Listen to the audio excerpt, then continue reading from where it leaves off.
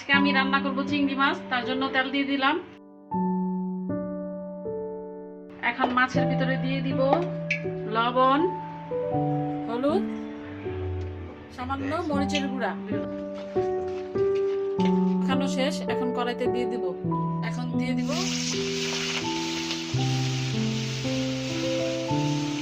সব মাছ দিয়ে দিয়েছি।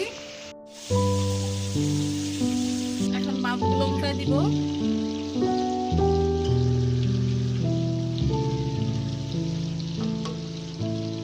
চিংড়ি মাছটা এপিট ওপিট দুপিট ভালো করে ভাজা হয়ে গেছে। এখন আমি বাটিতে তুলে লাল লাল সুন্দর করে ভেজে নিয়েছি। এখন দিয়ে দিব পেঁয়াজ।